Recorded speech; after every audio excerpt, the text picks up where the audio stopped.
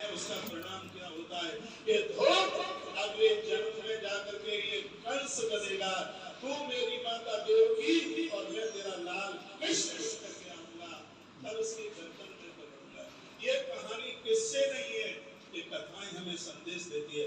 जिसको माँ कह दिया वो माँ है, जिसको बेटी कह दिया वो बेटी है, जिसको जिसको पिता कह दिया वो पिता है, जिसको भाई कह दिया वो भाई है। भगवान शंकर कहते हैं अब जिस बगल में मेरे में पत्नी बैठी, अब ये सती नहीं बैठ सकती, क्योंकि इसने माँ का रूप बनाया है। और भगवान शंकर ने त्याजित कर दिया। कथा बहुत लंबी है। आखिर में माता सती को अपना शरीर छोड़ना पड़ा। उसके बाद जेही कारण ग्रह जाई, रामायण की कुछ बड़ी पवित्र चौपाइयां हैं। और जननी पार्वती तन पाई, हिमाचल की बेटी बनकर के जाकर के पहुंची। उसके तत्पश्चात भगवान शिव के साथ में वर्ण हुआ और मैया जी की 51 पीठें बनकर के तैयार हुई। और इसके तत्पश्चात इस कथा के बाद परीक्षित राजा ने प्रश्न किया, कहा गुरुदेव कथा में इतना आनंद आ रहा है कि साथ में ये तो मेरे लिए वरदान बन गया है।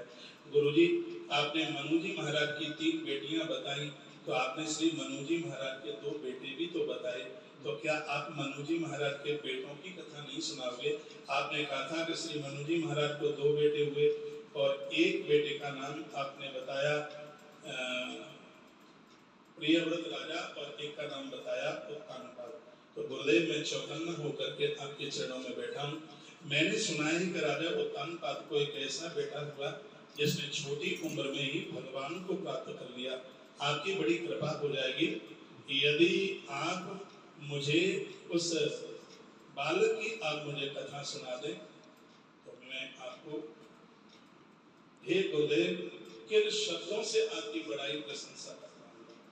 तब गुरु जी ने कहा कि जहाँ धर्म की प्रवृत्ति चल करके आती है तो धर्म का परिणाम है भगवान। तो देखिए श्रोता बड़ा होशियार होना चाहिए।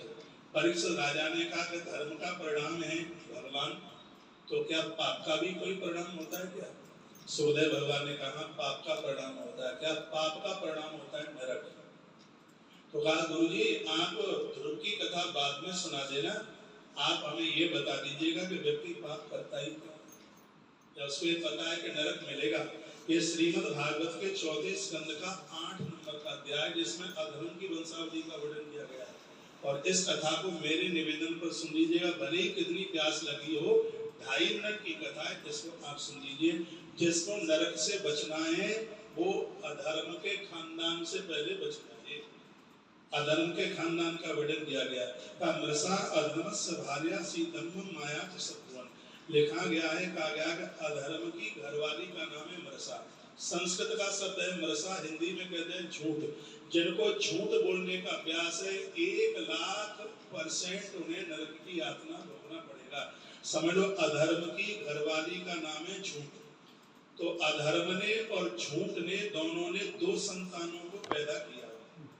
क्या क्या नाम है उसका? एक का नाम है दम, कलह और गाली के यहाँ भी 2 संतानें हुई। एक का नाम था भय और एक का नाम था मृत्यु। इनके भी 2 हुए। कह